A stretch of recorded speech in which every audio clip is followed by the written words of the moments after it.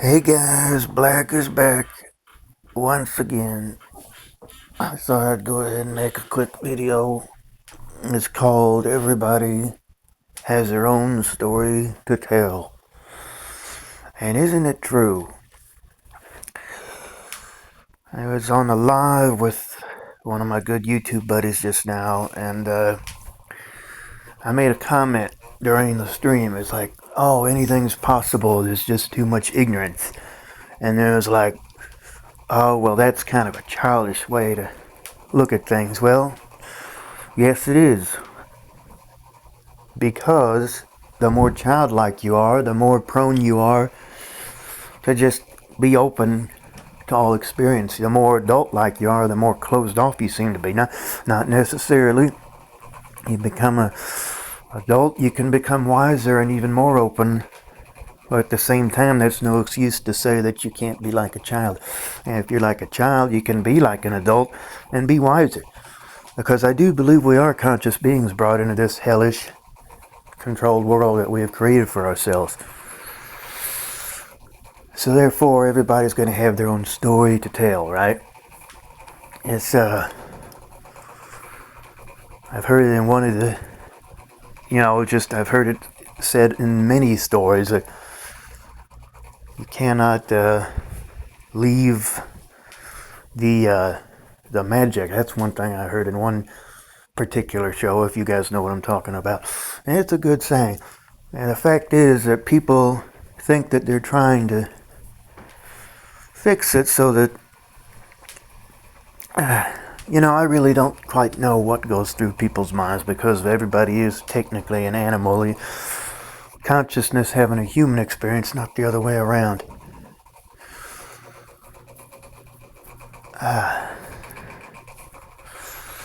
Most people think that we're humans having a conscious experience, right?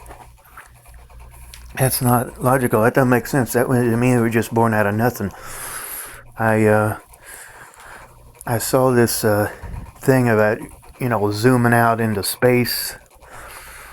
Just how the size of everything is, and then I thought of the thing like size doesn't matter, right?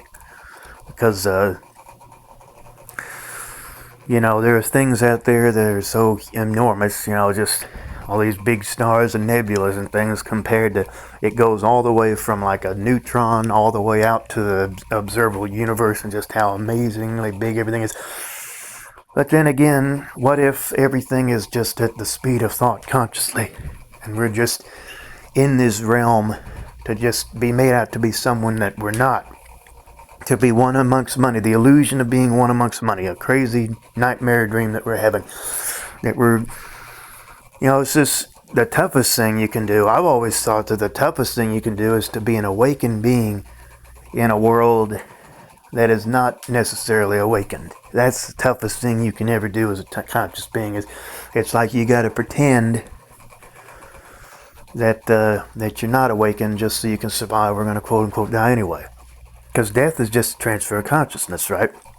Your parents bring you here because they have passion with each other, with no protection or whatever.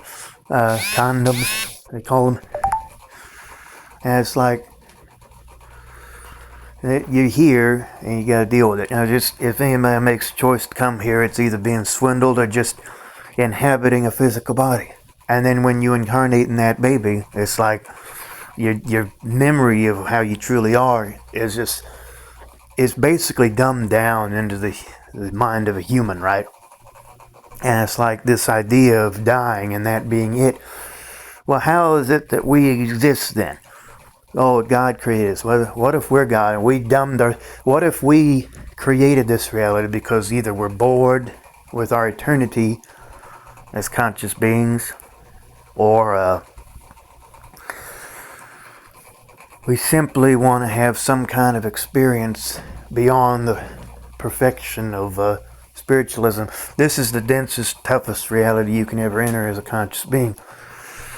And when you try to say these things to people, they're like, "No, this is it." Of course, it's because that'll always be it. Because you've created the illusion that, or the illusion, should I say, that having to work for papers and is the only thing that matters. There ain't nothing that really matters. The only thing that matters is just improve your consciousness, whatever that means. And the thing is, consciousness can go both ways. It can go evolve or de-evolve. You got all these interactions. Everybody's got their own story to tell. Everybody's got their own personal thoughts and feelings and ways of the world. It's you would think that would actually be a productive thing, but it actually turns out to make this world a living hell because everybody thinking differently creates all the imbalance in the world, and all fighting is like, oh, without fighting nothing can be created. Well, that's nonsense. You can create just fine without having to mull over each other like that. And the thing is, everybody has these personal experiences that nobody else really understands what it is that they've gone through, right? And that's what creates all the emotional trauma and all the crap, basically, that everybody has to go through.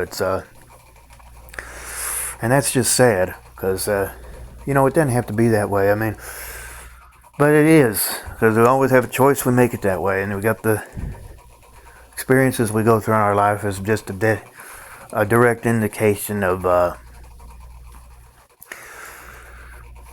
it's a direct result, should I say, of our conscious intents and clashing with each other. It should be helping each other. Most of the time, it's just looking out for number one and just trying to get that paper to, survive in a world, a temporary state that we will move beyond. So yeah, there ain't no two people that think alike. There ain't nobody that's gone through the same thing as another person. So guess what's going to happen? A lot of misunderstandings. Oh, you got a crappy life. My life is crappier than yours. Oh, we got it. Blah, blah. It just goes on forever.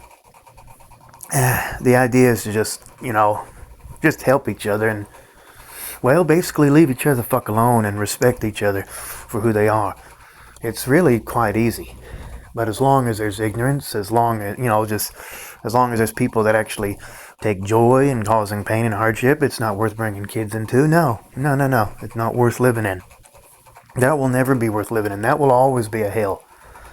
Right now, even if I say this, somebody's getting their head ripped off or robbed or fucking blowing their brains out or you name it, while we sit and listen to our nice little YouTube videos. But we're just supposed to ignore that. Oh, fuck. Yeah, that's what I'm talking about. You're supposed to learn from it, right? Well, basically what I've learned is that it's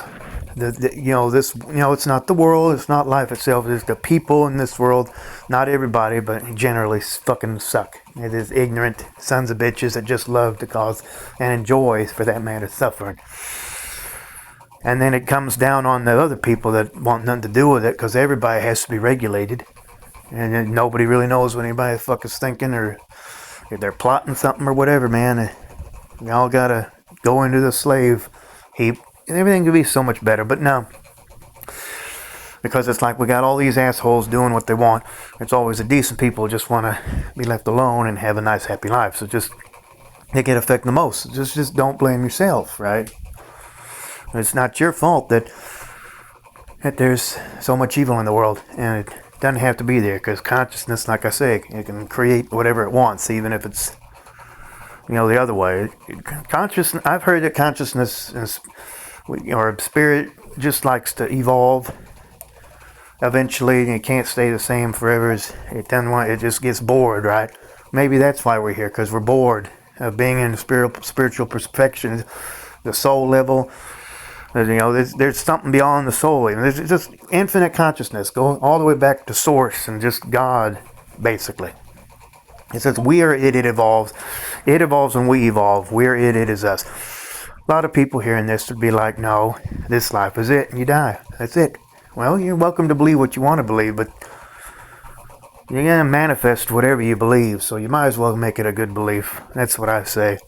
See you guys in the next one. Black Hole Handle, what up? Peace. Love y'all. Bye-bye for now. When the time is right.